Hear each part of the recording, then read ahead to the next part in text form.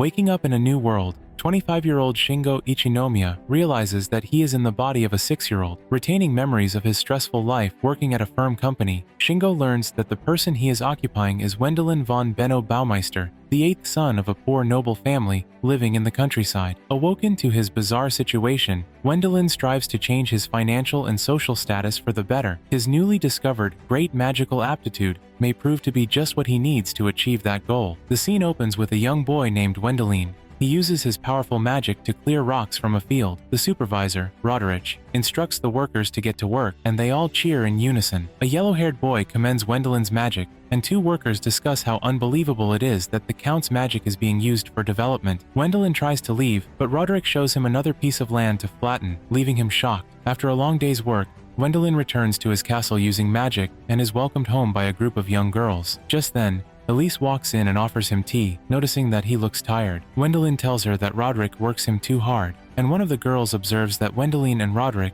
have a strange relationship, while the other two agree that Roderick acts like his boss. After tea, Wendelin excuses himself and leaves the room, and the girls watch him with curiosity and exchange glances. As Wendelin changes his clothes, he thinks about his life and how he got to this point. 10 years ago, he lived in another world and was a struggling office adult called Shingo. One day he came home and was very sleepy. He stopped himself from falling asleep and decided to prepare his food. He finished cooking, but the rice wasn't ready, so he decided to sit and wait, but he slept off. When he woke up, the food in front of him was different. As he tried to pick something from the table, he noticed that his palm looked younger, so he quickly picked up a plate and was startled to see that his face was also different. Wendelin checked out his body and raised his head in shock to see people dressed lavishly at a party. A man was telling a guest how proud he was to see his eldest son get married. Wendelin looked around some more and felt that the scene in front of him was quite a realistic dream, so he closed his eyes to wake up from the dream. Suddenly someone woke him up and pulled him to go greet some guests. The man introduced him to the guests as his youngest son. Wendelin was still confused and looked at the guests, not knowing what to do. His father whispered and told him to introduce himself, but the boy was confused. Luckily, another cheerful young man interrupted them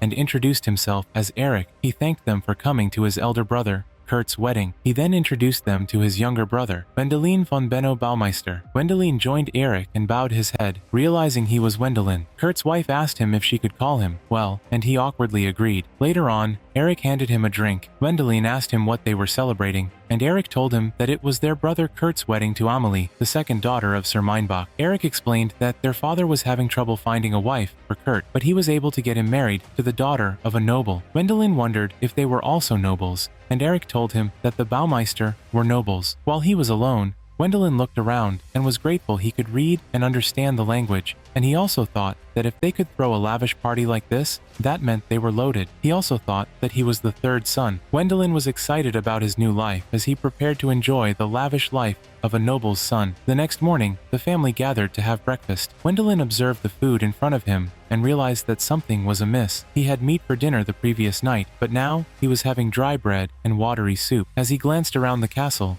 he wondered what had happened to all the grandeur from the party he attended last night. The family members looked different from what he saw at the party. They weren't as shiny and joyful as before. Seeing him fidgeting, his father advised him not to ask for more soup. When he inquired about Eric's whereabouts, his mother informed him that he had gone fishing. When he asked Eric about it, Eric laughed at his absurd thoughts. Wendelin asked about the party, and Eric told him that it was to maintain a certain image. He told him that their family was poor. Wendelin saw workers removing the decorations, and he realized the party room was also a ruse. He asked him about the food, and Eric said it was just for the wedding. While Wendelin was still taking all this shocking information, another brother, Helmut, interrupted them. Wendelin was a bit surprised. He was just about to think that being a fourth son wasn't all that bad, but another brother popped up and one more, making them 5 now. But the boys started talking about their 2 brothers who didn't show up for the wedding. At this point, Wendelin was fed up as he realized that they were poor and he was the 8th son. He was horrified and screamed out, cursing his rotten luck. Wendelin checked a map to see where he lived. His town,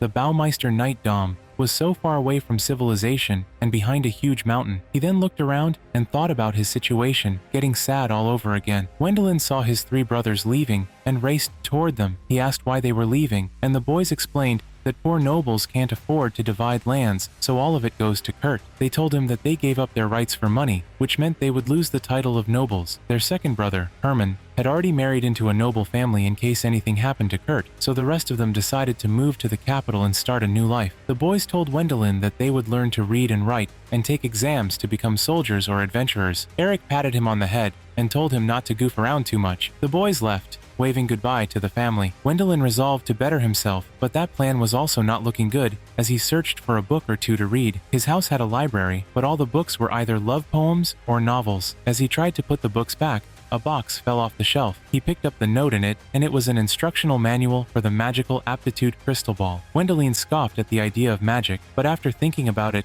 he had nothing to lose at that point, so he kept on reading the manual. The manual said that everyone had mana, but only a few possessed enough mana to cast magic spells. The manual said that magicians are extremely rare. Wendelin decided to try it out. He read the remaining instructions. He tried his best to make the globe glow, but it didn't work. He reassured himself that he had never believed it from the start. Suddenly, the crystal glowed like crazy, shocking Wendelin. Somewhere deep in the woods, a young man felt the power from the crystal. Wendelin quickly checked the manual, and it stated that the crystal would glow if a person possessed magic and recommended learning magic through specialized guides. When he got to the end of the manual, he was shocked. That was it, and he ran to find a book on magic. He tore down the library, but as usual, all he found was about a baron's debauchery chronicles and 23 volumes of the same poem book. His father came into the library, and Wendelin asked him for more books, but his father said he had none because he couldn't read, so he told Wendelin to go fetch firewood from the woods. In the woods, Wendelin tried to do magic, but quickly gave up as nothing worked. A young man joined him and happily told Wendelin that he finally found a person on the same wavelength as him. As he came close, Wendelin looked scared and pulled out a little brain ready for an attack. The man apologized, took the branch from him, and threw it away. He told Wendelin that he was a magician. Unfortunately, the little branch caused a ripple effect that broke off a rock and it hit a wild pig. When they looked down, the pig saw them, and it was really angry. Wendelin ran for his dear life. As the pig charged for them, Wendelin tried to escape, but the magician caught him and started giving him a lecture on magic. Wendelin pointed out that this was the worst possible time for a lecture, but Alfred refused to let the boy go. But as the wild pig was about to enjoy lunch, Wendelin finally activated his magic and blasted it back. He couldn't believe that he just used magic. The pig came back for seconds, and just with the tip of his finger, the magician sent it flying across from them, destroying a couple of trees along the way. At this point, Wendelin knew who to fear. And it wasn't the pig. The magician introduced himself as Alfred Rainford, a former court magician to the Duke of Bleichroder. Alfred says that Wendelin will be a far greater magician than he was. Later that day, Wendelin looked at tea and remembered the tea from his house. One morning, he was served something weird in a cup, and he honestly thought it was water, but his mother called it tea. Now, in the present, he compares that tea to the one before him. He screamed in shock as he saw the wild pig sucked into a pouch around Alfred's waist. When Alfred joined him at the table, he continued to stare at the pouch. Alfred informs him that he wants to pass his magic on to him. Wendelin is surprised and wonders why. He also points out that he has no money to offer. Alfred says that he doesn't want money. He stood up from the table and used magic to pick up the same branch that caused the slide. He then said that he just wanted a disciple. With conviction, Wendelin told him that he would do anything as long as he learned magic. Alfred informed him that training begins tomorrow and told him not to tell his family about his magic. He asked why, and Alfred said that it may lead to a succession battle with his eldest brother. Wendelin said he couldn't be a lord because he was the 8th son. Alfred explained to him that since magicians were rare and powerful, they could become the rightful successor. Instead, he said a succession dispute could be dangerous for a child. During dinner, Wendelin looked at his mean elder brother while he thought about what Alfred had told him earlier and decided it was best to keep his magic a secret. The next morning, Wendelin started his magic training. For the first training, they will be matching capacities. Alfred explained that Wendelin has to match his mana capacity to someone who has more. Wendelin is shocked to realize he has to match his capacity with Alfred's. He takes Alfred's hand and points out that his hand is unusually cold. Alfred instructed him on what to do, and Wendelin immediately did as he was told and matched their mana. When he was done, Alfred was very impressed. He thought that Wendelin would not be able to match his capacity, but the boy surpassed it. Alfred told him that they hadn't even reached his maximum mana capacity. Well, long story short, Wendelin is the rarest type. While he was in the study, Lord Baumeister noticed that the crystal ball had been moved. Kurt walked in and asked his father if there was a problem, and the Lord pointed out that the crystal had been moved. He remembered seeing Wendelin in the study. Lord Baumeister laughed and said that Wendelin was probably hoping that he had powers, and Kurt joined as the two men laughed. Kurt made a mockery of him, calling him mediocre. Now back in the forest, Gwendolyn is seen trying to practice his magic, but it isn't going well. Alfred commends him, and Gwendolyn happily thanks him. Alfred handed him a basket filled with mountain vegetables and told him to take it back home, since he used the excuse of looking for food to leave home. That night at dinner, Gwendolyn's mom and Amelie were so excited that they had plenty of vegetables inside their soup, but Kurt wasn't happy. Lord Baumeister also asked Gwendolyn how he got a rare plant that only grew on the other side of a river with no bridge. He said that the only way a 5-year-old would get there was by flying with magic. Gwendolyn was almost shitting his pants, but his father started laughing at his own absurd joke,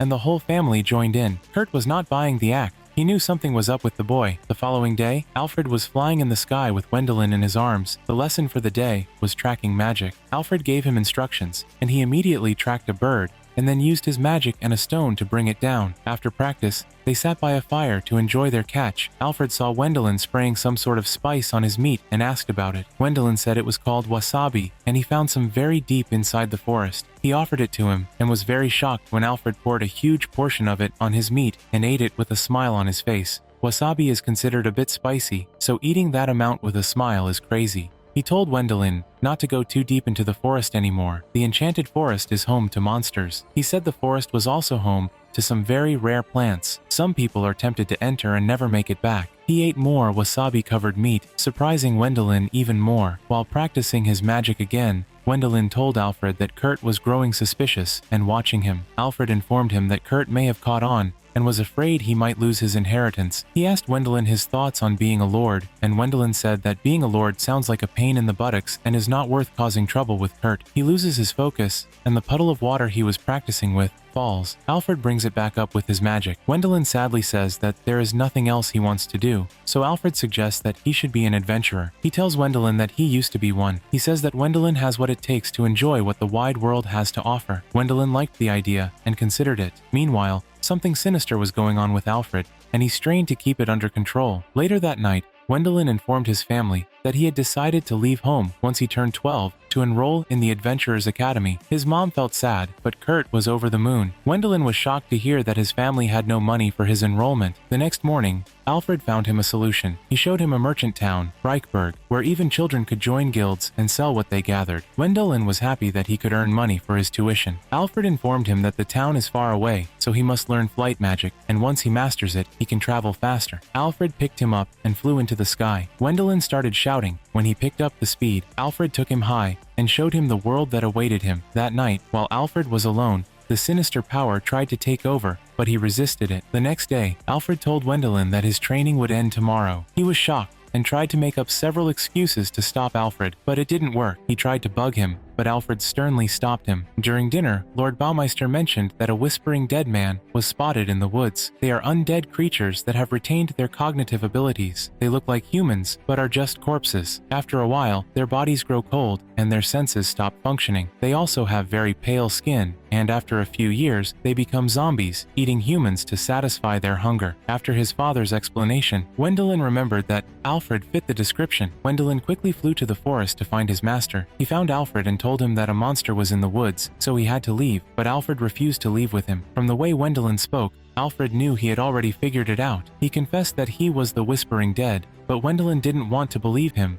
Alfred recounted how he died 5 years ago. The previous Duke's eldest son was very ill. The Duke took Alfred and headed into the enchanted forest in search of a cure. They went with an army, but the monsters kept coming, no matter how many they killed. Alfred was forced to fight while protecting the Duke and the troops. He soon ran out of mana and was killed. Alfred turned into a whispering dead man because he died with deep regret. Once a whispering dead has its wish fulfilled, they pass on, and Alfred's wish was to meet someone to make his disciple. And one day while he was in the forest, he finally sensed Gwendolyn's magic. Alfred told Gwendolyn that he couldn't reveal who he was because he thought he would run away from him, and he apologized for lying to him. To Gwendolyn's shock, Alfred told him that he would now teach him holy magic and that he had to use it to purge him. He showed Gwendolyn his body and said he had no more time. Alfred had been preserving himself using mana, but he was about to run out. He told Gwendolyn that he didn't want to turn into a zombie. He then started instructing him on how to use holy magic. Gwendolyn starts but can't stand erasing his own master. Alfred told him to remember the 2 weeks they spent together, and he pleaded with him to help him leave this world in peace. Gwendolyn focused on the magic and helped Alfred pass to the other side. In his final moment, he told Gwendolyn to do his best in life and do it smartly. After he passed, Wendelin stayed at that spot for a while, crying, then wiped his tears and promised to do his best. 7 years later, Wendelin bade his family farewell and left home. Back where Alfred passed on, the branch he had carried all the time and put in the ground was now growing. The scene opens in the Adventurers Academy. Inside the classroom, the students introduced themselves. A blue-haired girl introduced herself as Louise Overweg, the third daughter of the Overweg family, the martial arts instructor in the Dukedom of Bleichroder. She says that she studied the magic fist style. While introductions were going on, Wendelin was sitting by himself, looking sad. After Alfred left, he spent the last 7 years in solitude and kept to himself just to prevent succession issues with Kurt. A red-haired girl introduced herself as Lena Suzanne Hillenbrand, third daughter of the Hillenbrand family, the instructor of spearmanship in the Dukedom of Bleichroder, and she has a talent for using the spear. Wendelin was still thinking about how to introduce himself because, thanks to 7 years of solitude, his communication skills had hit rock bottom.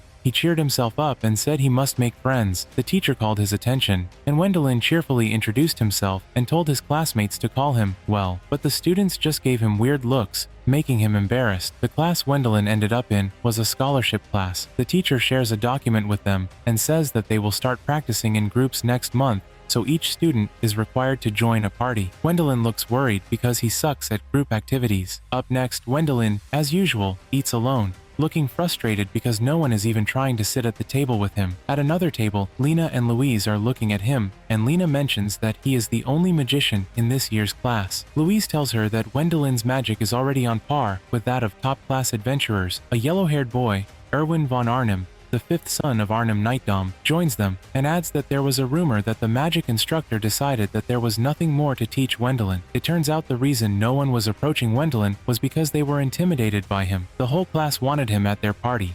tells them that Wendelin was checking the class out to decide who was worthy to join a mighty mage like him. Louise wonders if maybe that is the reason why he is always alone, but Lena doesn't think that is true. Proposed that the three of them work together to get Wendelin to join them. The trio introduced themselves to each other. Louise and Lena are childhood friends. While the whole class was over on the other side, misunderstanding him, Wendelin was thinking about how to join them. He took his spick bottle and tried to start a conversation, but they were busy challenging themselves to see who could impress him. He heard the laughter from three big bullies and thought everyone over there was having fun. Later in class, the teacher announced that those who weren't getting money from their parents could hunt for monsters and get paid by the academy. He warned them to make sure they go in groups. The mention of groups again made Wendelin sad. Lena wonders if they should talk to Wendelin, but Ewan thinks they need to be careful not to disappoint him and blow their chance. Erwin, as usual, presumed he knew what Wendelin must be thinking and told the group that for the hunt, they needed to get a lot and match up with him. Basically, he made it sound like Wendelin was a proud douchebag. After the hunt, the boys who challenged the trio earlier seethed in anger as they saw the loot they brought in. Erwin commended the girls and said that they must have been training with their families since they were little. Louise also praised his swordsmanship, and he told her that he came from a poor knightdom, so he has been training really hard since he was a kid. Wendelin walked in, and they all shifted their attention to him. They were surprised to see that he had nothing with him. Suddenly, he pulled out a large group of giant animals from his magic pouch. Everyone stared at him, astounded. One of the bullies from before announced that he no longer wanted to join Wendelin's party. He said his skill was in a different league compared to theirs, and it would be impossible to earn his recognition. He taunted them and told them to give up. He insinuated that none of them was the eldest one in their family, so they shouldn't try to dream of more. After the boys left, the whole class also left. The collector gave Wendelin a huge bag of coins as a reward. He thought it would be nice to invite the class out for a meal, but when he turned around, everyone was gone. Later that night, the trio discussed their families and how they are not allowed to achieve anything more just because of the first son succession rule. Lena and Louise were born with more mana than average people. Not enough for magic, but still enough to make them more exceptional than even their parents. Because of this, they were shunned by their family. Lena got enraged and told them that she would dare to dream. They all agreed to hunt bigger games and impress Wendelin. The next day, they decided to go deep in the forest for the hunt, but Lena was against it because the teacher said it was dangerous. But they assured her that they'd be fine. Suddenly, a dozen packs of wolves had them surrounded, Just nearby, Wendelin was also hunting. He used tracking magic and saw them, so he decided that maybe saving them could score him friendship points and flew out to save them. Back in the forest, the trio was having a very hard time with the wolves. One of them tried to attack Louise, but Erwin jumped in and got his arm hurt. As the trio was about to get overwhelmed, Wendelin used magic to raise the earth around them and save their lives. Back at the dorms, they thanked him and apologized for being a bother. When he heard that she did it to impress him, Wendelin was confused. They told him that they would now give up on trying to join him. Wendelin tried to put in a word, but the teacher interrupted them. He tells them that the Duke of Bleichroder has invited their class to a garden party. In class, all the students were excited about meeting the Duke, especially Louise, but the blue-haired bully told them to stop dreaming. He said the only reason the Duke would invite them was to meet Wendelin, so there was no need for them to get excited since they'd just be extras. This made the class disappointed,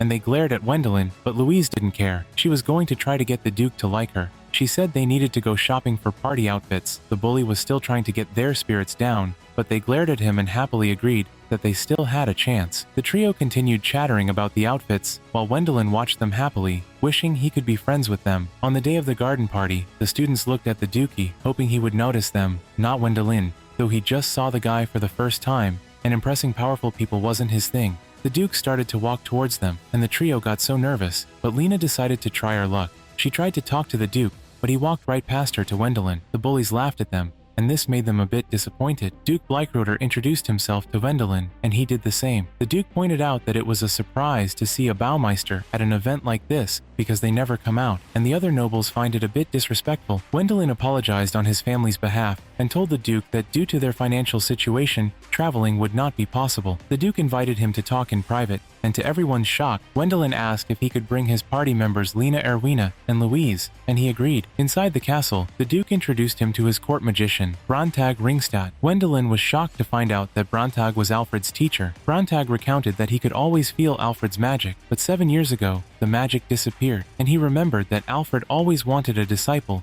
that could match his magic. So when Wendelin showed up from the same area where Alfred died, and with his magic pouch, he knew he had to be Alfred's student. He pointed out that the pouch can only be used if Alfred transfers the power to a new user. Wendelin agreed that he was Alfred's disciple, and Brantag asked him about Alfred's final moments. Wendelin informed them that he purged Alfred before he turned into a zombie, and they were shocked. Brantag said it was a terrible thing to force on a child, and he thanked Wendelin for helping him leave peacefully. Wendelin got a bit emotional remembering the event. He told them that the pouch Alfred gave him contained the supplies meant for the 2,000-man expedition to the Enchanted Forest, and he wanted to return it. While the trio waited for him outside, they felt foolish for how they judged him all this time, not knowing that he was like them, trying to avoid a succession crisis and living in solitude from their family. Wendelin happily joined them and apologized for keeping them waiting. They apologized to him and said they had been planning how to use him to get ahead in life. Wendelin told them that he didn't mind, and besides, he dragged them with him because he didn't want to talk to the Duke alone. They thought that meant that he wasn't serious about allowing them into his party, but he assured them that he meant it. He said he wanted to join them because they seemed fun. They were shocked at his reason and burst out laughing because they'd been so wrong and overdoing things just to get him to notice them. Louise gave him a friendly blow, saying it was his fault they almost got eaten by wolves. The Duke and Brantag interrupted them and told Wendelin that there was a reward of 1,000 gold coins for returning the supplies. Wendelin calculated the money and was shocked. Brantag also informed him that they had made arrangements for him to inherit Alfred's estate. Later that night, Wendelin was alone in the giant house. He thought it was too big for him to stay in, and wondered if anyone would like to share. One day Wendelin boarded a flying ship with his party. They were going to the capital, Stuttgart, for his brother Eric's wedding. Lena asked if he was sure that it was okay for them to join, and Wendelin told her that Eric asked him to bring his friends. Louise suddenly interrupted them, wearing some ridiculous clothing. She was going to wear it to the wedding to impress a noble into hiring her. Lena asks if nobles will be attending the wedding, and Wendelin tells them that Eric is marrying into the Brant Night Dom,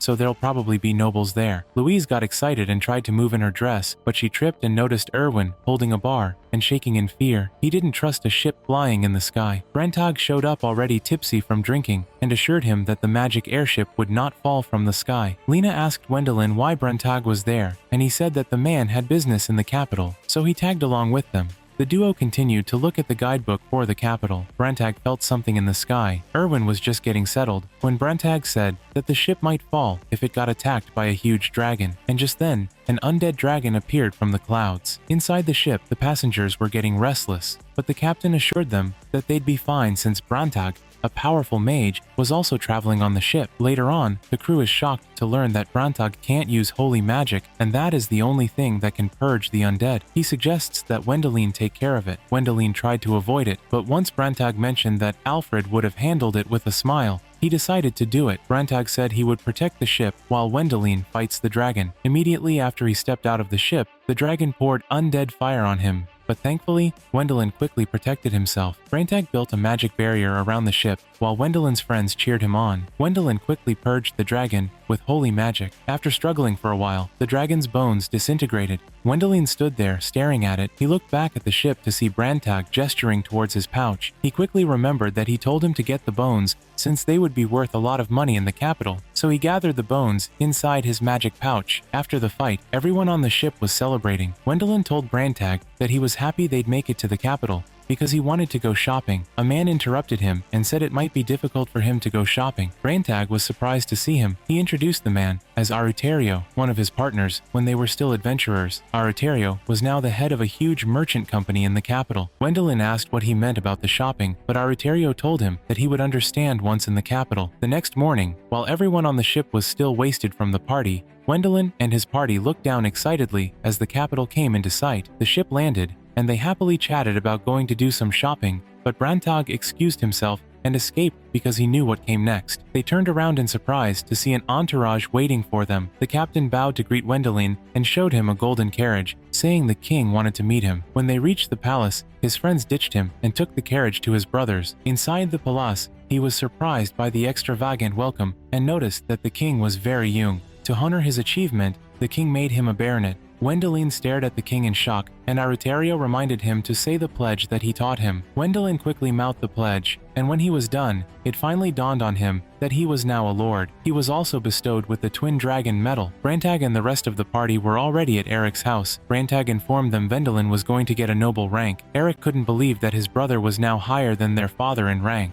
He pointed out that now that Wendelin was a baronet, he would be creating a separate line from the Baumeister. Brantag told them that Wendelin's name would be removed from his family's register and made the head of a second Baumeister family. The trio was worried that Wendelin would stop being an adventurer and abandon them. Brantag said that Wendelin is just a noble of the robe, a noble without land. This means he has no reason to stay back in the capital, so he can do whatever he wants to do. This made them very happy, and Brantag pointed out that Wendelin must be having a bit of a hard time in the palace, learning what it means to be a noble. At the palace, Wendelin was having quite the experience. The officials were arguing over the best reward to give him for the dragon bones. Wendelin tried to put in a word, but nobody was listening to him. The men continued to argue until an old man, Cardinal Hohenheim, intervened and told them to settle for a certain amount. He faced Wendelin and apologized for intruding, but he was not also listening when the young boy tried to talk. Aruterio told Wendelin that the cardinal was playing politics to win him over to his side, while the other lord was trying to get him into the military, and the third guy just wanted to pay him less money. Wendelin realized they were all just bickering for their own benefit. Later that day,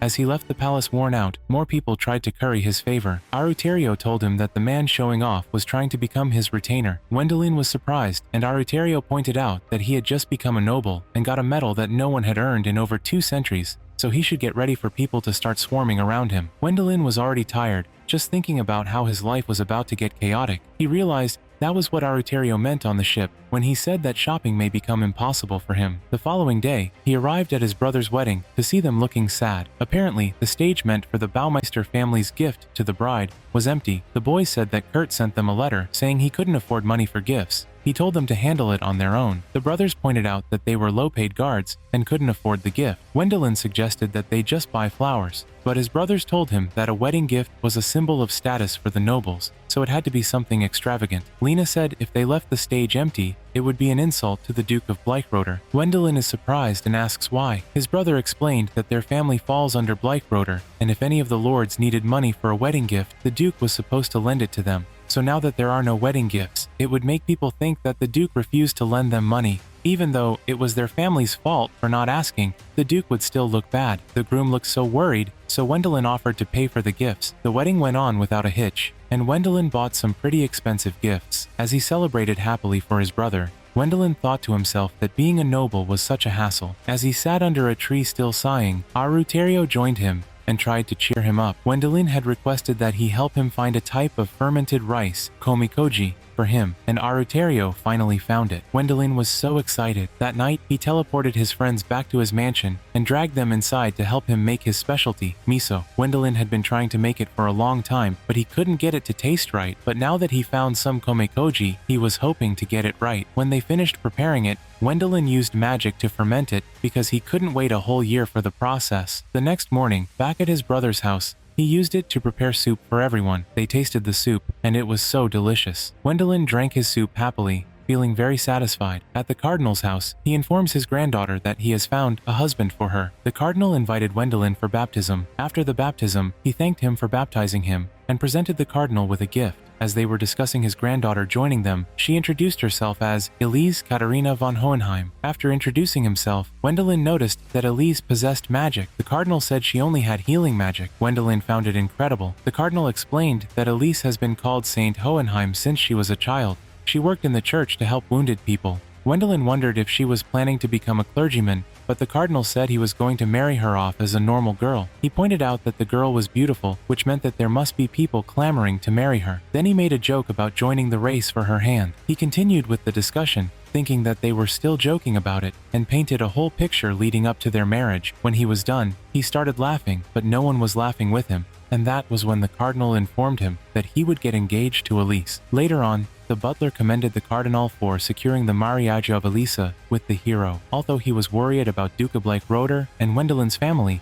the cardinal told him that they would have no choice but to agree because he made sure to get the king on board, and no one would dare go against their king. The cardinal looked at Wendelin's gift, a large amount of gold coins. The cardinal wanted Elise to marry someone of high rank, but at least a baron, and Wendelin was lower than a baron. The cardinal had a reason for wanting Wendelin, but he didn't say it. Back home, Wendelin's friends couldn't believe that he was engaged to Elise. They thought she was perfect in every way, but Wendelin couldn't believe he had to marry someone who he met for only a minute. They assured him that noble marriages were always like that. Eric joined in and told him that they all met their wives on the wedding day. Eric's wife also said her parents met each other for the first time on their wedding day. Wendelin was disappointed that there was no such thing as a romantic marriage for a noble. She continued to apply clown makeup to him. Wendelin wanted to go shopping, and this was the only way to make sure that people didn't recognize him. When they got to town, everyone was staring at him because he looked ridiculous and stood out. Erwin told him to stop worrying and pick a gift for Elise. He also said that she must be feeling over the moon about marrying a hero. Wendelin wondered if that was true.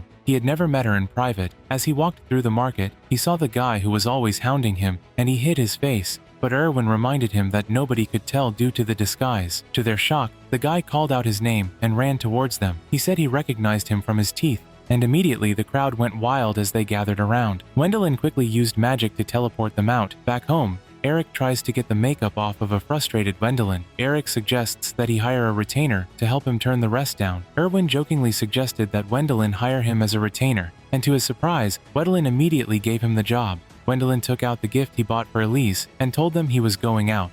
Erwin could not believe that he got the job. Eric congratulated him. Wendelin arrived at the cardinal's house and quickly hid when he saw the cardinal by a window inside. Elise saw him on the floor and asked if he was okay, but he quickly grabbed her and dashed from the window. The cardinal thought he heard something and went to check outside again. The duo hid on top of a roof. Wendelin apologized to her for his behavior, and she smiled, telling him it was fine. He took out the gift he bought her, but it was completely crushed, so he quickly hid it and told her he wanted to talk to her. She said they should go in and talk over tea, but to her shock, Wendelin wanted to talk in private without her grandfather, and she agreed. The duo sat together, and Wendelin said he wanted to know how she felt about their engagement. With a forced smile on her face, Izzy told him that it was a nice arrangement. Her reply was so robotic. She said it was a pleasure to marry a man like him. Wendelin was surprised because she didn't know him, but she told him that everyone in the capital knew the Dragon Slayer. Wendelin sighed at her answer and just said that he was glad. Back home, Erwin was on a power trip, and the girls couldn't believe that he had become a retainer while they were out shopping.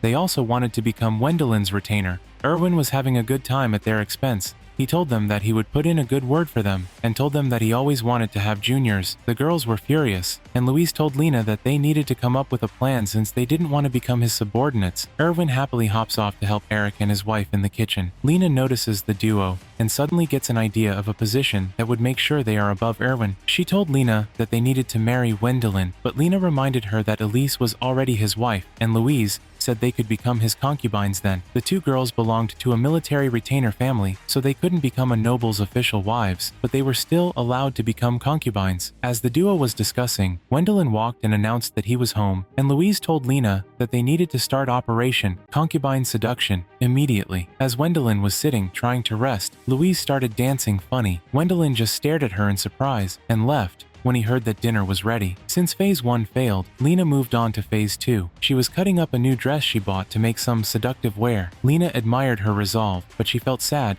because she didn't know how to be like her. Louise told her that she wanted to open a school one day so that her family could finally recognize her, and she could only dream of something like that if she became Gwendolyn's concubine. Lena decided to also try her best. Louise also made clothes for her. One look at the piece of clothing, and Lena said she was no longer interested. The clothes could barely cover anything on their bodies. Outside the house, Gwendolyn was meeting with the cardinal's butler. The two men listened to the girls bicker. The butler handed him an invitation to have dinner with Elise tomorrow night. During the dinner the following night, the duo was chaperoned by the butler. The dinner was very awkward, and Elise was just agreeing to everything Gwendolyn said. After the dinner, Gwendolyn tried to leave, but the butler suggested that he buy a gift for Elise to commemorate their first date. He took them to a jewelry store, and Gwendolyn realized that the butler meant an engagement ring. He didn't like any of the rings and thought they looked pretentious. Elise told him that he didn't have to get her something expensive, but he told her not to worry about it since he had money from the dragon slaying. He suddenly noticed a small ring in another box. The jeweler said it may be too plain for the saint,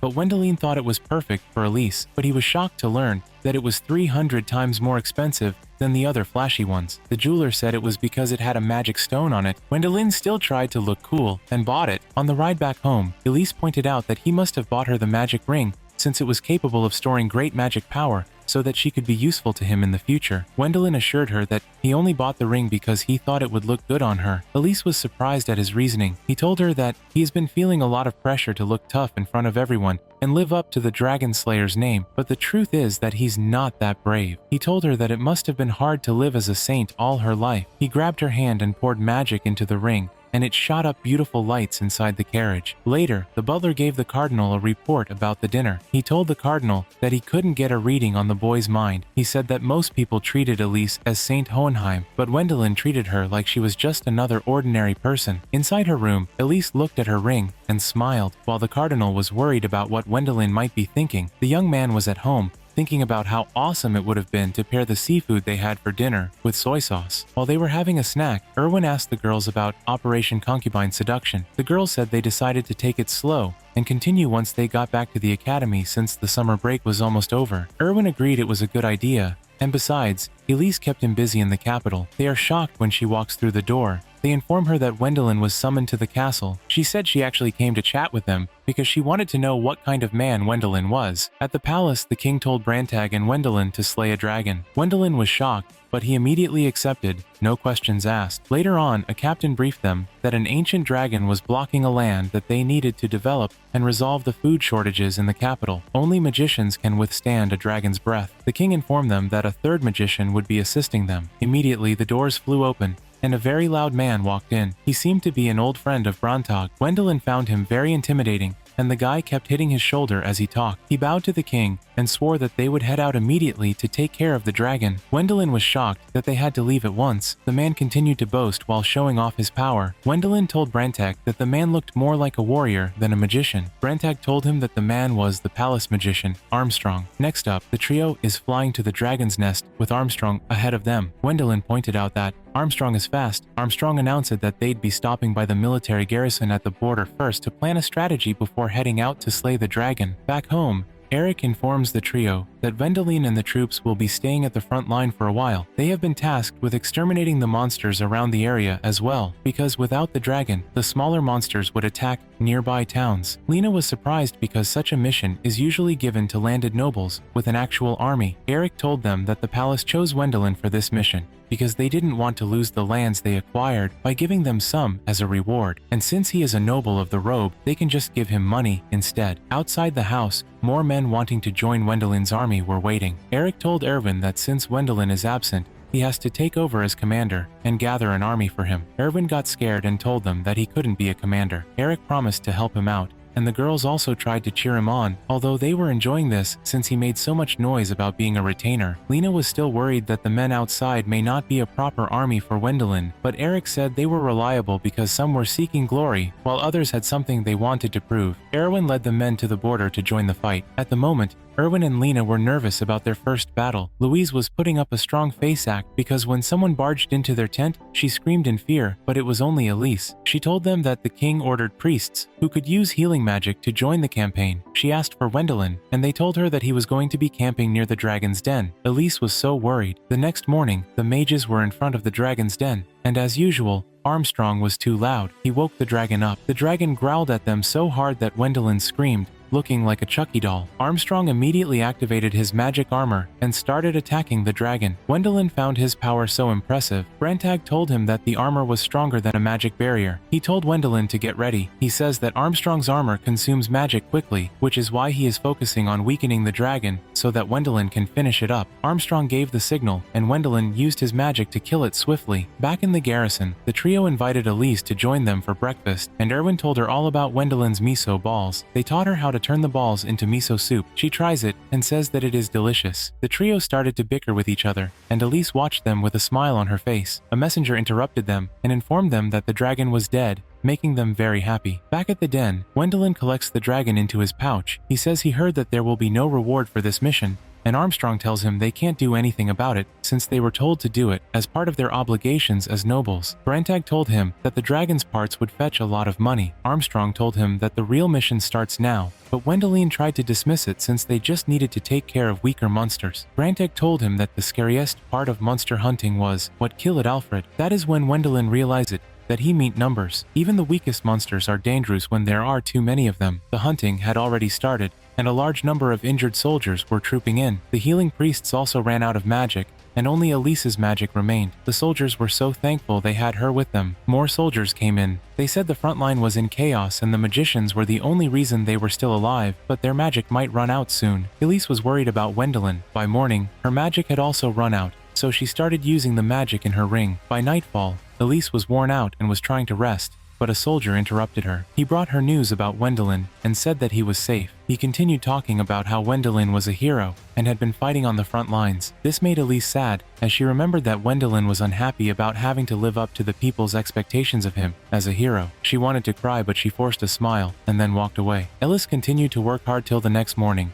Unfortunately, she ran out of magic and told one of the priests to apply medicine to the soldier's wound. She was still talking to him when the soldiers from the front lines returned, and one of them announced with tears that they had won. Someone else joined them and said that Wendelin had been injured. Elise got scared and ran out screaming his name, and Wendelin showed up behind her looking fine. She looked at him with relief and then fainted. When Elise woke up, she was under a tree with Wendelin. He told her that he had heard many stories about her on the front lines. He said her presence really lifted the soldiers' spirits, and he thanked her. He tried to go get her water, but she stopped him. He noticed that she was sad. Elise told him that she now understood him and that he didn't have to be a hero around her. Suddenly, Armstrong rushed in and lifted Elise into his arms, calling her his niece. Wendelin was confused, so Brantag informed him that Elise was the magician's niece. Wendelin screamed in shock. After the summer break was over, Wendelin and his team were getting ready to settle down in the capital. He was shocked to see Erwin in front of a portrait of him. Erwin said they got it made when he was promoted to Baron. Lena can't believe that they would be living in the capital. Duke Bleichroder decided that they would stay in the capital and continue their training. Elise was also helping them move in. Louise looked at Elise and Wendelin and wondered if this was the end of the concubine operation, since the duo would probably start living together. Elise told Wendelin that she thought he was engaged with Lena and Louise since he was living with them. He told her that he was not,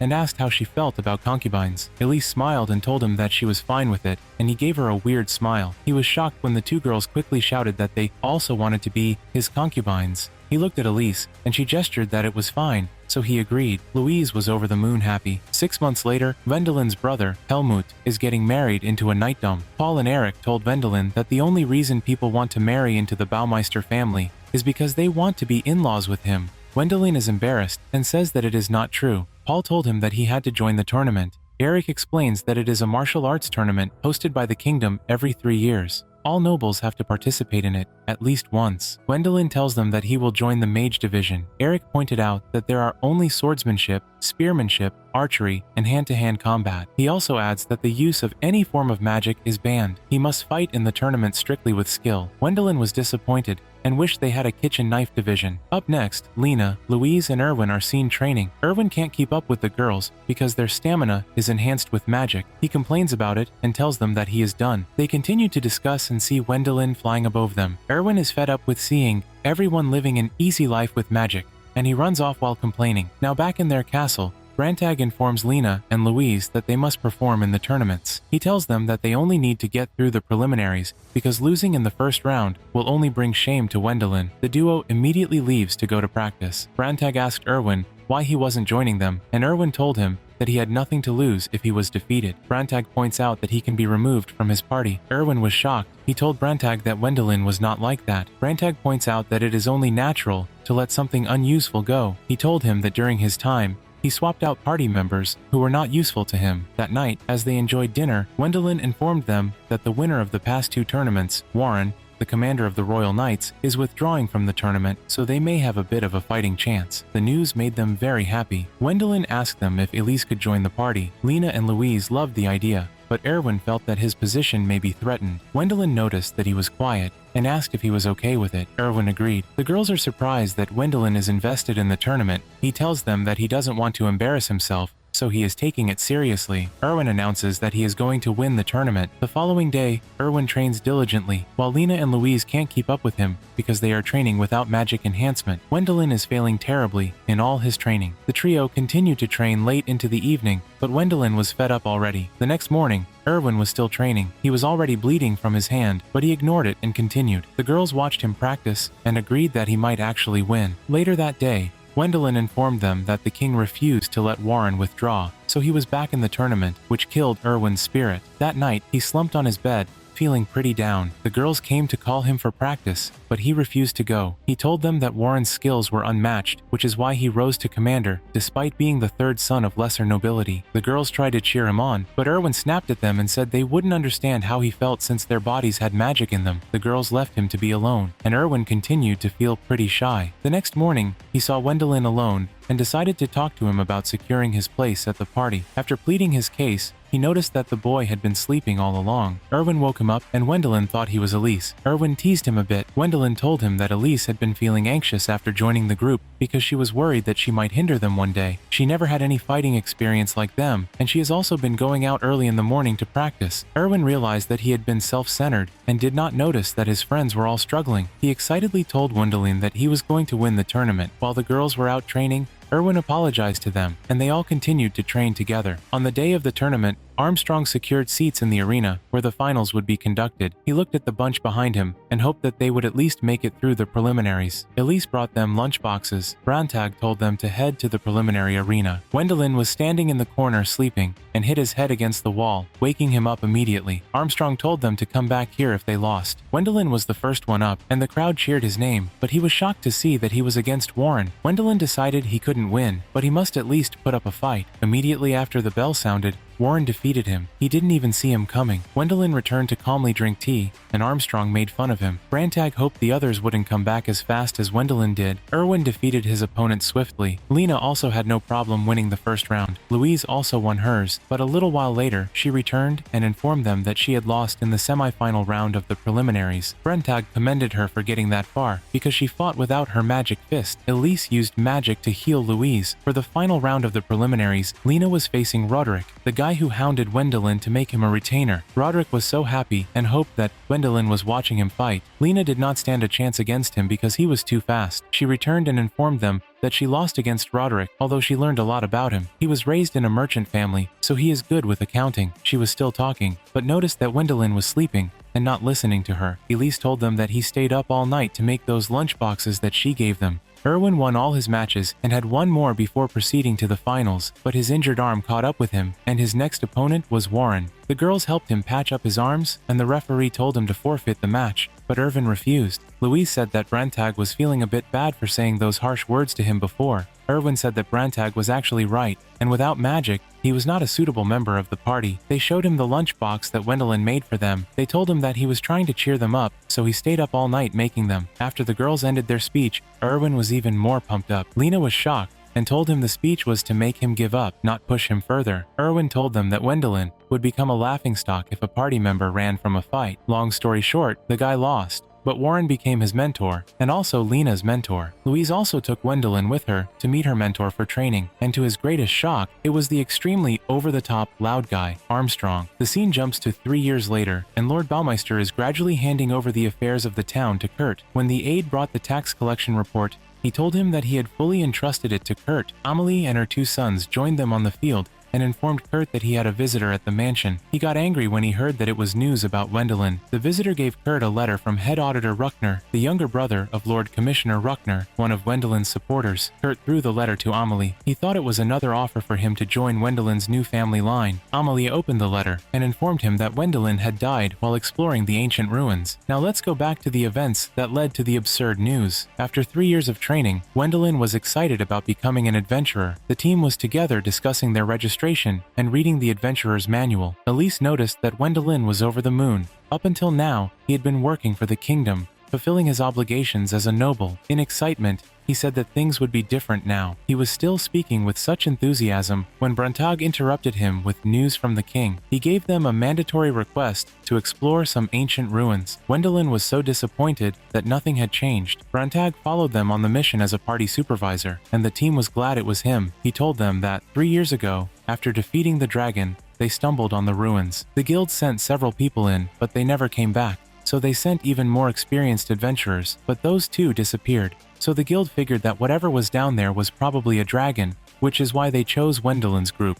And besides, when they registered their party name, they called themselves Dragon Busters. A little while later, Wendelin turned around, and his team was hiding behind him, using him as a shield. They told him that he was the only one who would survive a dragon's breath and begged him to be their shield. Brantag used tracking magic and told them that he could find anything. Louise saw a door, and they all went inside, but she found nothing strange there. Brantag quickly realized something and told them to run back, but the door closed on them immediately, and suddenly, a weird machine started making them disappear one by one. Elise was the last one out. Brantag told them that the device that brought them here was a trap from the ancient magic civilization. The trap forces its victim down to the bottom floor and makes them fight their way back up. Louise told Wendelin to teleport them out, but he said he could only use teleportation when he knew his surroundings, and right now, he doesn't know where they are. Elise wakes up and joins the team. Wendelin told them that they'd have to climb up using the only way available. They climbed the stairs and reached the first level. As they were about to go in, Elise held Wendelin's cloak. Looking scared, he gave a reassuring smile and walked inside. Inside the hall, they found hundreds of golems, and Louise pointed out that whoever built the ruins was deranged. The door they could open closed, and the golems started to wake up. Wendelin prepared to use his magic and was about to do some hero stuff, but they all stopped him. Aaron said they could handle the golems while he preserved his magic for the big guy. The team attacked the golems, and things were going pretty well. Brantag told Wendelin to help support the group with a little magic, and he told Elise to stand back and focus on healing their injuries. He told everyone to make sure they preserved stamina and magic for the long haul. The team easily defeated the golems. Lena was scared when she saw skeletons, but they realized it was the bodies of the adventurers that went missing. Louise heard a sound and ran to check. She told them that more golems were headed their way, so they decided to move to the next level. Wendelin looked at the skeletons and wondered if they were also going to get stuck in here. Back in the palace, the king was worried that they hadn't heard from the group in 5 days, and someone was spreading rumors that Wendelin was dead. Somewhere in the palace, 2 officials were delighted and hoped that Wendelin would die on the mission so that all those who backed him would be humiliated. They saw the cardinal passing by and tried to have fun at his expense, but the cardinal was very calm and told them that his granddaughter and Wendelin would return very soon. Lord Commissioner Ruckner met the cardinal on the way, and they both wondered who was spreading the false rumors. Well, it turns out it was Ruckner's younger brother who was gunning for his position. He gave his aide a letter and told him to take it to Kurt. He told the man to encourage Kurt to have his son succeed Wendelin. Back inside the ruins, the team is not looking so good. It was Wendelin's turn to rest, so he ate while sitting next to Elise. He asked if she slept, and she said she was able to sleep for 2 hours. Wendelin is worried that they may not be able to hold out for long. Elise was about to tell Wendelin to rest, but he had already passed out from exhaustion. The team continued to move higher and higher and kept fighting the golems, but they were running out of fuel. They reached the next stop and continued fighting, but Erwin was down, so Elise was healing him. He worried that they might die here, but Elise reassured him that nothing would happen to them. He told her that, if he died without winning any matches against Warren, he might regret it. Elise thought about what she would regret and looked at Wendelin. They moved to the final round, and before entering, Elise tells Wendelin that they must return home alive. Inside the final hall, they didn't see any golems, so they were happy, but Brantag saw the dragon at the end of the hall. Suddenly, the beast woke up, and Brantag quickly put up a magic barrier. The dragon fired at them, and Wendelin also joined him to support the barrier. The team focused ahead and forgot to look back, so a group of golems attacked them, and Lena was injured. The dragon continued the attack, and Elise tried to heal Lena, while Louise and Erwin handled the golems. Elise's magic ran out, so she recharged herself and continued. Brentag told Wendelin that they wouldn't be able to keep maintaining the barrier. Lena wakes up and thanks Elise. Wendelin told Brantag that he had a plan to kill the dragon, so Brantag decided to boost him with his magic. They started pushing back, but Brantag ran out of juice. He looked at Wendelin proudly and told him that he looked just like Alfred, and then he passed out. Wendelin used all his power, but he was losing. Elise jumped in and told him she was going to cast a spell, Miracle Light. She immediately kissed him, and the team all screamed in unison. After passing the power to Wendelin, she passed out. Wendelin's power got even stronger, and he swiftly killed the dragon. As soon as the dragon was defeated, all the golems also stopped attacking. Wendelin also passed it out immediately. Later, Lena and Louise discussed the Miracle Light. Louise asked if a kiss was required to pull off the transfer, and Lena told her that it wasn't. She said Elise probably kissed him, thinking that it might be their last moment. Erwin interrupted them and said he found something awesome. The trio started bickering and left the room. Wendelin was already awake, but was avoiding the awkward conversation with his team. Later on, he and Elise joined Brantag in the library, and he informed them that the ruins were built by an ancient mage, Count Ichelberg. He told them that the Count set all the traps to test those who would want to take over his legacy. The team calls their attention to a room just behind the library. The room was filled with magic airships. Erwin also opened the gate from which the ships took off. They finally won and also found a huge bounty along with their victory. After they returned, their achievements were read before the king. Everything they obtained was purchased by the crown, while the magic teleportation circle was purchased by the magic guild. The king also asked that the reward be doubled, and each of them got 2 million gold coins. Later on, Wendelin announced that they would be leaving the capital and going back to Breitschberg. Armstrong bade him farewell and also informed him about the rumors of his death. Wendelin was surprised and wondered how such rumors spread. Armstrong pointed out that people who hated him would start swarming. Erwin said that they are still facing some harassment because Wendelin chose them, and now that they've received that amount of money, they'll be under more scrutiny. Lena said they could use the system by the Adventurers Guild to help them redistribute the division of the reward, so that way they don't have to deal with the money. The trio agreed that they were already getting paid a lot by Wendelin. Armstrong asked where they would send the remaining money, and they all looked at Wendelin. He protested, but they had already made up their minds to shift the money to him and get out of people's hate. They asked Elise what she wanted, and she told them that she'd also give Wendelin everything. Wendelin was frustrated because it just meant more hate for him. Head Auditor Ruckner was having a meeting with all the officials who hated Wendelin. He looked pleased with himself and revealed that the real plan was to gather like-minded people, and the event helped with that. The men agreed that with this, many anti-fans working together, destroying Wendelin wouldn't be a problem. At Wendelin's house, someone watched them from outside as they ate. Wendelin felt something but saw nothing when he looked out. He told them that he needed to put someone trustworthy in charge of his estate in the capital. They all agreed that the best person for the job was Roderick. Wendelin screamed in surprise. He had been avoiding the guy for years. They invited him over, and Wendelin offered him the job, thinking he would turn it down since he had been ignored for years. To their utter surprise, Roderick burst into tears. Louise wasn't so sure it was sane and wondered if they should hire him, but Lena assured her that he was the best person for the job. After he finished his hysteria, he gave his thank you speech. Wendelin still felt the person lurking outside, and as they were having dessert, she continued to watch them gulp like she wanted the food. Louise told them someone was watching them, and they all got alert, trying to protect Wendelin, while Louise went outside to check for the intruder. But she was long gone. Roderick promised to find the people responsible for the rumors. He suggested that Wendelin leave the capital quickly, since it wasn't safe for him anymore. Wendelin said he had something to do before leaving the capital. The intruder was still running, and stopped in the middle of the road to catch her breath. before continuing. Gwendolyn and his team went to the research lab of the Magic Institute, and the head researcher, Lucas, welcomed them. Gwendolyn informed him that they wanted to use their magic summoning circle. Lucas showed it to them. He said they were still working on it, but with a great deal of magic power, Gwendolyn could get it to work. All he had to do was picture what he wanted in his mind. Erwin made a lewd joke about it being very useful for an underwear thief, so Lena and Louise punched him. Gwendolyn went into the circle, pictured what he wanted, and then released his magic, but to their shock, an underwear popped out. The lady who had led them in earlier grabbed it and punched Gwendolyn because it was the same one she had on. He was so embarrassed and apologized that he said his mind wandered after what Erwin said. Erwin teased him about it though. Gwendolyn went back in to try again, and the girls held their breaths in case he made another mistake again, but he got what he wanted this time. The team left the Magic Institute with their bounty.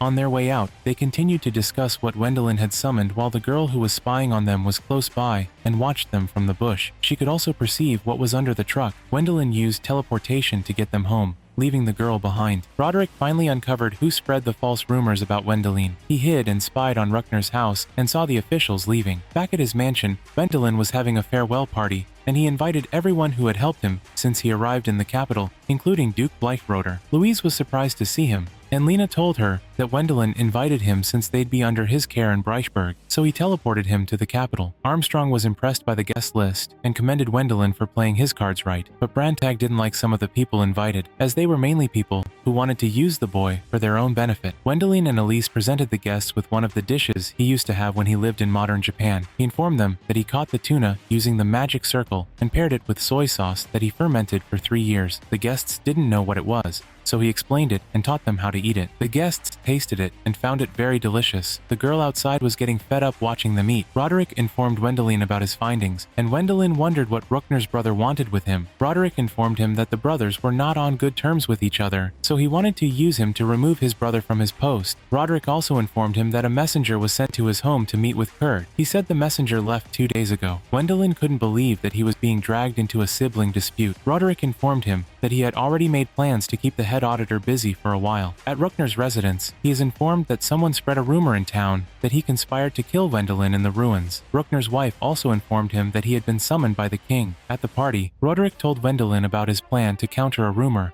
with another rumor. Gwendolyn was worried that Ruckner might find out about it. Roderick told him that they could just pretend not to know anything. He added that the man will be investigated, but he will not be arrested. They continued to talk about Ruckner, and Gwendolyn found out that Roderick was Ruckner's illegitimate son. Elise cut in and offered some tuna to Roderick. The girl outside couldn't take it anymore, and she tried to break down the door to get in, while everyone inside thought it was an attack. She broke the door, and Erwin tried to stop her, but she flung him without effort and went straight to eat tuna. Lord Marshall walked in and introduced the girl as Wilma, his daughter. Wilma said that she has been investigating if Gwendolyn can properly feed her. She gave him a thumbs up and said he passed the test. She then started hounding Elise for more tuna, so Elise led her to the kitchen for more. Meanwhile, Lord Marshall apologized to them for Wilma's behavior and told them that food was just more important to her than anything. Brantag explained that the girl has hero syndrome, a person who constantly has magic flowing through their muscles and making them incredibly strong. Wilma runs inside, carrying 2 large tunas and screaming that she wants more. Everyone was shocked by her strength. Lord Marcia added that she burns magic round the clock, which is why she is always hungry, and feeding her costs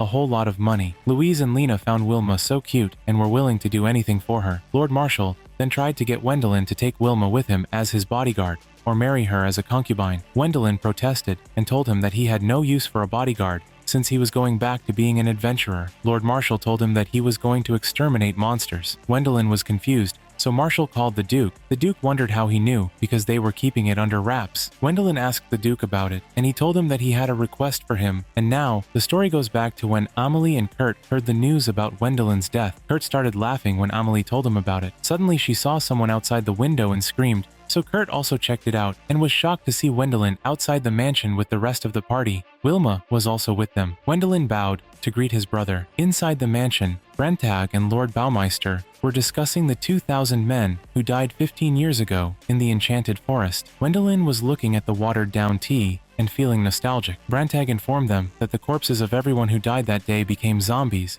and that is why they have come to purify them. Kurt was looking at Gwendolyn and seething in anger. Kurt was angry and thought they had come to ask for soldiers again. Erwin wondered who the guy with the bad attitude was, and Lena reminded him, Herman, the second brother, and the village chief who also works as a special aide, were also present. Brantag told them that they had come to seek permission to go into the forest and handle the monsters. Kurt asked about the tribute since the enchanted forest was their domain, and Brantag said they were willing to pay it. The village had informed them that the tribute required by law is 30%, but Kurt told them to pay 50. He told them to leave if they couldn't pay 50. Herman asked what they intended to do with the armor of the soldiers, and Brantag said they intended to return it to the bereaved families. Herman was pleased with the answer and told Kurt to be reasonable since the town would also benefit from the expedition. Kurt said that there was no need to recover the belongings since they already had a funeral and the town soldiers were poor, so none of them had anything important on them. Elise interrupted and told him that it was important for them to pass to the other side,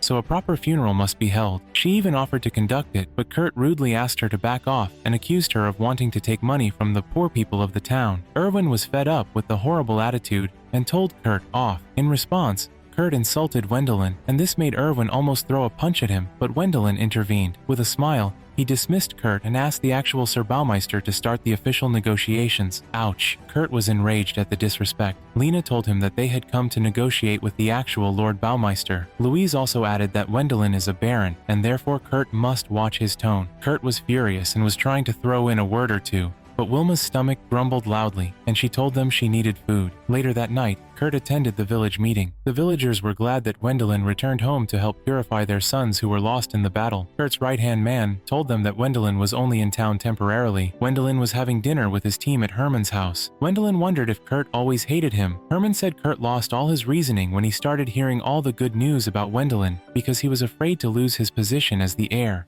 Marlene interrupted them and served pie. Wilma fell in love with Marlene over pie. Herman offered Brantag a drink, but he turned it down. Everyone found that very weird. Brantag never passes on alcohol. Marlene wished Wendelin good luck in the enchanted forest. She told him about her grandfather, who was the leader of the town's army and also stuck as an undead. Wendelin promised her that he would find her grandfather's armor. Marlene was so grateful and wished he was the heir instead. Herman quickly hushed her. Lena pointed out that they may get caught up in a succession battle. Wendelin planned to quickly complete the mission and leave as soon as possible. The next morning, they ventured into the forest to draw the zombies out. They started making a mockery of them using the battle, and suddenly the forest became sinister as the zombies came out. Elise and Wendelin cast a purification spell and formed a dome around them. Everyone got ready to fight, but soon realized that they were there to pack armor and not fight, since the spell made the zombies vanish once they touched it. During the purification, they saw the former Duke Bleichroder, and he was also purged. They wanted to round up, but Wilma reminded them about Marlene's grandfather. Suddenly, an undead beast showed up and broke into the circle, but Wilma cut its head off easily. Elise told them that it would take a little more time for the magic to purify the beasts. More undead monsters showed up. Some of them broke into the circle, but the team defeated them. They were done, and the spell was taken down. Everyone was already worn out, and just then Marlene's grandfather showed up. He was a lich and not a zombie, so he could still talk. He asked them about his granddaughter, and Wendelin told him that she was living a good life. The man dropped his sword, and Elise purged him. As he left, he told them to take care of his granddaughter. They took the armor that belonged to some of the town's soldiers and placed it under a tree where the villagers gathered. An old man thanked Wendelin and his team for their help. Kurt cuts in and announces that they will be taking the armor with them to reuse it since the town needs the iron to make new armor. The villagers were shocked. The old man pleaded with him to let them bury the armor since they didn't have a body to bury, but he didn't care. Wendelin tried to talk sense into Kurt, but it didn't work. So he pulled out a giant bar of Iron from his pouch and told him to use it and leave the villagers alone. Kurt was enraged, but he took solace in the fact that Wendelin would be leaving town soon. The villagers thanked Wendelin for helping. Wendelin was now at the Duke's castle with the remaining armor that belonged to him. He thanked them for their help, but told Wendelin that he had to remain in Baumeister Knightdom until they finished identifying the armor, all 2,000 of them. Wendelin asked him to station him elsewhere, but Brentag said they could stay a little bit longer. The team left, but inside the mansion, it seemed that something more was going on. Wendelin teleported them back to Herman's house. The aide met them outside, and Wendelin explained that he was ordered to remain in town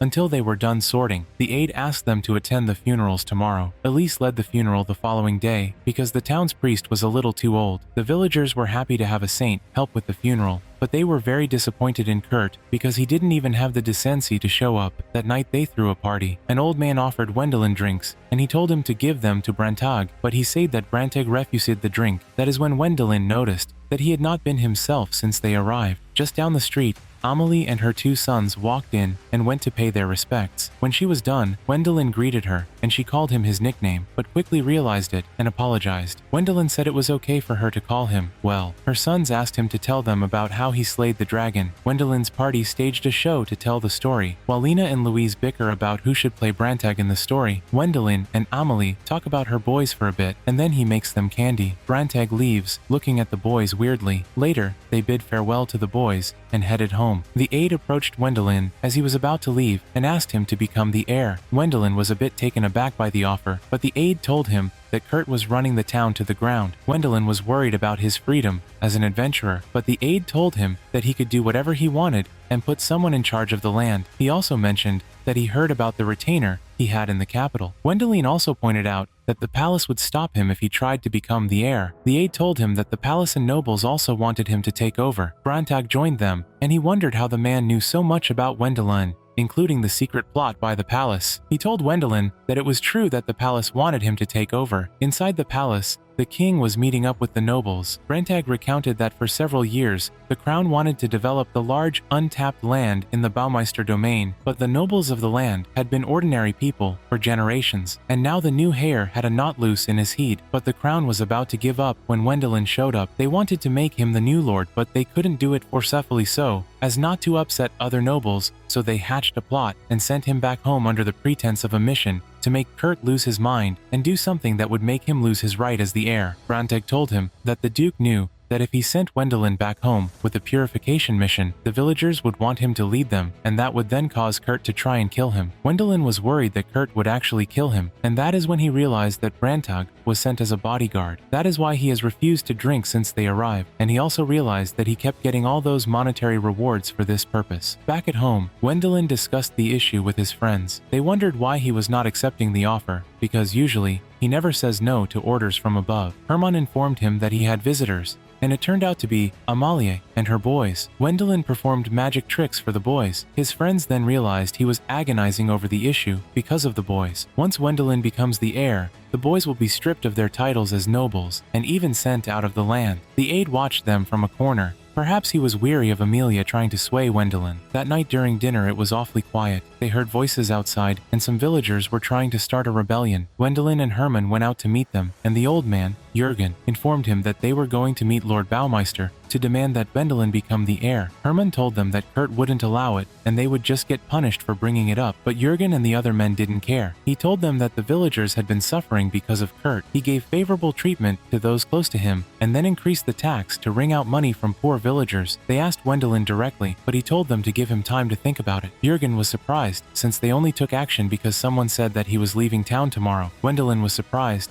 and told them that he never made any plans like that. The men started arguing among themselves about who spread the rumor. Brantag knew who spread the rumor, and felt his presence trying to watch things unfold, so he went out to meet him. Brantag told him that it was a sly move to send the people to their own deaths like that. He guessed that the aide was after something else. The aide told Brantag that he never wanted any position or anything more. Brantag then warned him to stop instigating people and messing with the crown's plan. As the duo parted ways, he told Brantag to be careful around Amelie. Kurt was meeting with his supporters in the mansion, and Amelie listened in on them. They were trying to convince Kurt to look for a way to get Gwendolyn out of the village, and Kurt angrily assured them that he would never let Gwendolyn take his inheritance. Kurt promised to punish anyone who sides with Gwendolyn, including their families. During tea, Elise and Erwin told Gwendolyn that he needed to make a choice soon, because the people of the village might do something even bigger next time. Gwendolyn wondered what would happen to Kurt if he were to lose his position. Brantag told him that the crown would not tolerate him and sentenced him to execution. Gwendolyn decided to try and talk to Kurt. He plans to let Kurt continue being the heir, while he takes the undeveloped lands and develops them while also sharing the profits. To make the village a better place, he also offered to help Kurt rise in rank. Gwendolyn figured that since the crown only wanted the undeveloped land, that meant he could save Kurt from their wrath, but Kurt refused the offer. He thought the Gwendolyn had a secret plot to stab him in the back later and take over his position as lord. The duo started to argue, and Kurt became too enraged and irrational.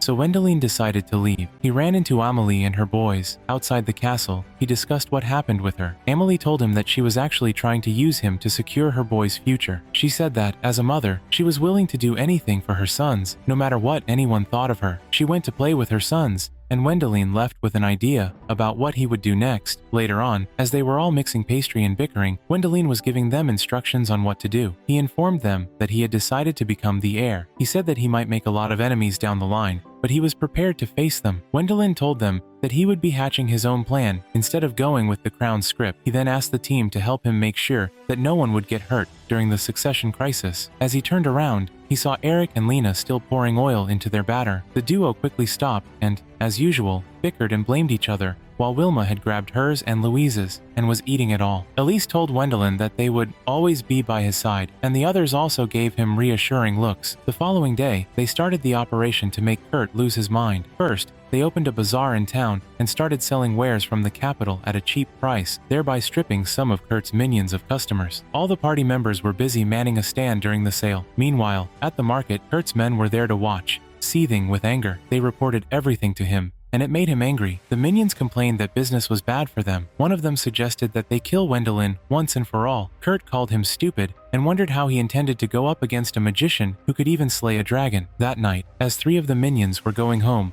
Wendelin appeared in front of them. They tried to run, but the rest of the team was also behind them. The next morning, Kurt's right-hand guy informed him that the others had been won over by Wendelin. Kurt thought he used magic on them, but it wasn't true. Wendelin offered them money to retrain in the capital. Wendelin went to visit Roderick in the capital for the preparation he asked him to make. As they were walking in town, he discussed with Roderick how he got Kurt's men to flip. He said he planned to thin Kurt's ranks till he was all alone and then drive him into a corner. They reached their destination, and Roderick showed him the house he got. It was a house for Amelie and her boys. Wendelin checked out the house and told him that it was good, but he was still worried about the boys living far away from their homeland. Roderick said it was better than living in shame. For their next stop, Roderick took him to a convent owned by the church. They planned to make Kurt join the convent after he lost his position. Roderick told Wendelin that the crown can't threaten Kurt's life once he goes under the church. Wendelin was going to meet the cardinal to negotiate with him. Roderick pointed out that being confined to a life of repentance here seemed pretty harsh, even for Kurt, but Wendelin told him that it was better than being dead. As the duo walked back, Roderick informed him that a lot of people have been trying to meet with him since they heard about the undeveloped land. Wendelin said that a few lords from his circle were also sounding him out. The problem was not with the nobles who were already connected to Wendelin. It was with the ones who had no connections to him. They started feeling very threatened and sided with Bruckner. As the duo were discussing, Bruckner's hired man walked past them into an alley where he collected an object from Bruckner. He was told to hand it to Kurt. Back at Kurt's mansion, it was supposed to be the day for their village meeting, but nobody showed up, and to make matters worse, Kurt's right-hand man had also turned to the other side. The guy confessed that Wendelin made him an offer, and it was too good to refuse. He apologized and ran out on Kurt. Kurt was devastated and decided that it was time to kill Wendelin. That night, under the rain, he looked at his dagger with bloodshot eyes. Bruckner's hired hand interrupted him and informed him that the dagger could not kill Wendelin. He offered him the item, the dragon's flute, and assured him that it would kill his brother. Kurt accepted the flute, but he knew that there were going to be strings attached. The man informed him that they just wanted to be part of the undeveloped land negotiations, so Kurt agreed. It was now time for their final plan. Wendelin's team had gone around town spreading rumors that he was entering the undeveloped lands by himself. They hoped that Kurt would try to kill him in the process. Brantag used tracking magic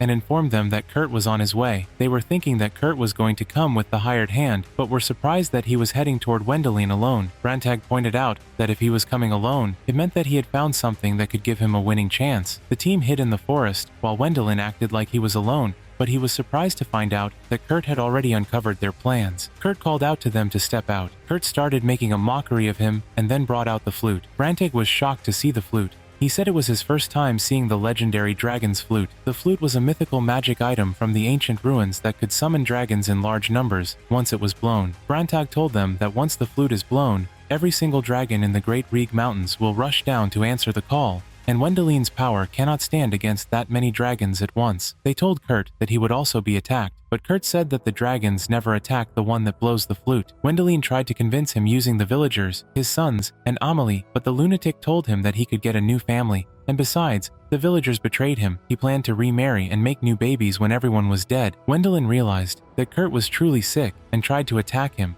but Kurt threatened to blow the flute. He continued to insult and make fun of Wendelin. He finished his pathetic speech and was about to blow the flute, but Brantag tried to use magic to destroy it, but the flute blocked his magic. Kurt started to blow the flute, but they realized that it was never a dragon's flute, and Kurt had been deceived. Wendelin tried to save Kurt, but Wilma stopped him. Elise told him that it was a flute of malice. Brantag told Wendelin that the flute drew malice from its surroundings and turned the user into an undead, but it came with a price: death. Kurt continued to blow the flute, drew in more malice, and turned into a giant monster. Wendelin was devastated and couldn't move. The monster almost killed him, but Elise intervened with her purification magic, but it was too strong and started to overwhelm her. Wendelin came out of his trance and helped her. The monster was purged immediately, and Kurt was dead, but a part of Kurt's malice got away and headed towards the capital for revenge. Ruckner and other nobles who were trying to upstage Wendelin were enjoying a lavish party at his mansion. They were discussing Wendelin's assassination, and Ruckner was planning to use his own son, Roderick, as the fall guy, in case his plans went sideways. They continued to talk about Kurt and made a mockery of him. Suddenly, the malice broke into the mansion and killed everyone at the party, but at least Ruckner recognized him before he was killed by his own handwork. The next morning, people gathered outside the mansion in the wake of the tragedy. Roderick and Wendelin were also present. Roderick informed him that Ruckner was the one who gave Kurt the flute, and as a result,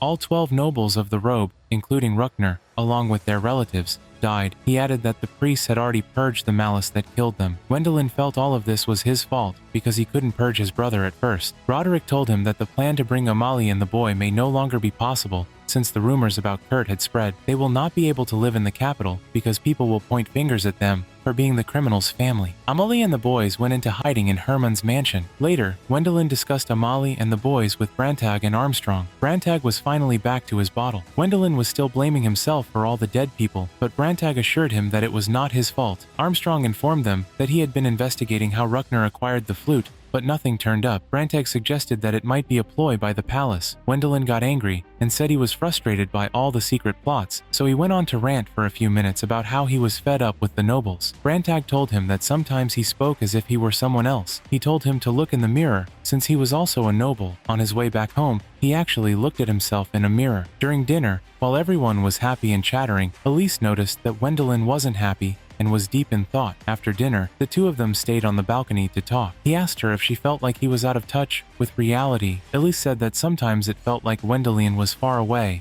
even though he was close to them. Wendelin felt that he might not have accepted his life in this new world, which is why he was having a hard time. Though she didn't understand him, Elise put her hand on his and gave him a reassuring look, and Wendelin decided that he was going to play this noble game. She offered him snacks, and they continued to discuss. Wendelin went to the palace to receive his reward for handling the events in the Baumeister Knightdom. He was given the undeveloped land, and the king asked him what else he wanted as a reward, because the land was not considered a reward since it came with the obligation of developing it by himself. He said that Lord Commissioner Ruckner gave him the suggestion, and Lord Marshal also agreed that Wendelin deserved another reward. Everyone, including the king, was shocked when Wendelin asked to be given the right to crown 2 nobles. The king was furious because that right lies solely with the king. All the officials present started reprimanding Wendelin and asked him to withdraw his request, but Wendelin refused. One by one, the nobles asked the king to punish Wendelin by giving out part of the land to them for development. This caused a ruckus in court as they continued to accuse each other of having ulterior motives. Armstrong silenced them and asked Wendelin to rescind his request,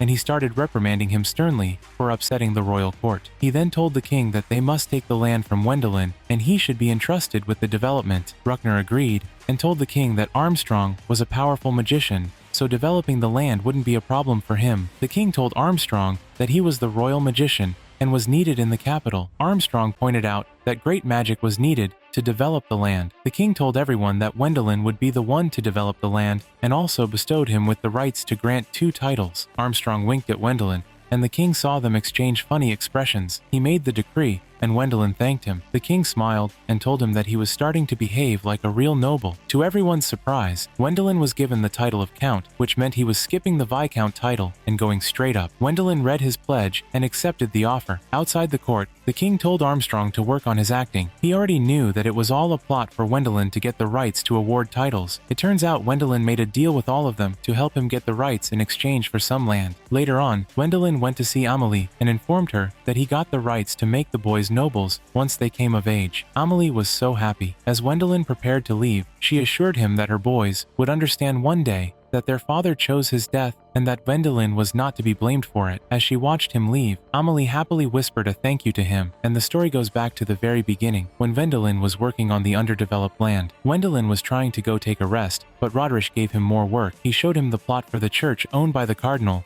and also the other plots owned by the remaining nobles. Eric joined them and pointed out that the nobles were really reaping a lot of benefits. Gwendolyn didn't mind. It was a price he had to pay for the rights of his nephews. He happily brought out the plans he made to build himself a personal miso and soy sauce workshop. Gwendolyn was still looking at his plane when duty started calling again. He forgot that he made a deal to train with Armstrong in exchange for his help. Wilma also came back with a giant banana, asking for a chocolate-covered banana. Lena wanted him to teleport her to the capital to get her spear repaired, and Erwin thought that the development should come first. Everyone was talking at the same time, frustrating a confused Gwendolyn. Later that night, Gwendolyn made one of his modern world delicacies, pork ribs fried in miso, the same food he was about to eat the day he arrived in this parallel universe.